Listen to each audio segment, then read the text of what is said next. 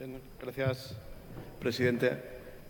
Qué papelón el del Partido Popular y qué obsesión con los rabos, todo este paripé de hoy, ¿para qué?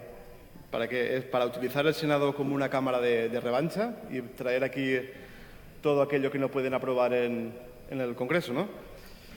Menuda legislatura nos espera. De aquello que la mayoría social y política tumba o aprueba, aquí pues la segunda vuelta de un sistema que sabemos que no es para nada representativo, a bloquear y a paralizar y a entorpecer.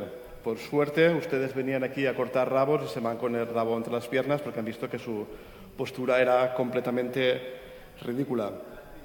El Partido Popular defendía la amputación, en teoría, pues, sesudos estudios del llamado efecto látigo.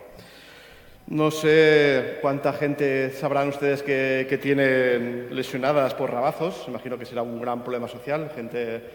He visto el vídeo de las intervenciones y hablaban del efecto látigo que podía causar daños a las personas. No sé, imagino que habrá mucha gente lesionada por rabazos. No sé, si ustedes hubieran traído aquí estudios serios, pues lo podríamos estar valorando. Es cierto que existen razas con rabos muy grandes, pero también es cierto que quien se las adquiere también sabe a lo que se expone.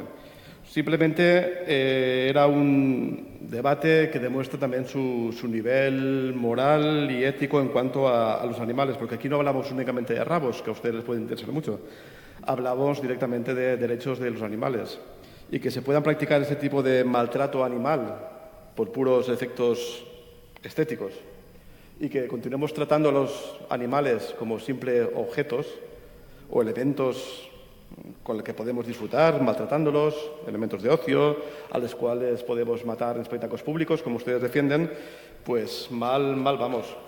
Por tanto, lo que comentábamos, nosotros, por suerte, hemos visto que se han avergonzado un poco de su primera postura, que el texto que vamos a votar es el que salió directamente desde el Congreso, y eso, que vinieron ustedes a cortar rabos y se van con el rabo entre las piernas. Gracias.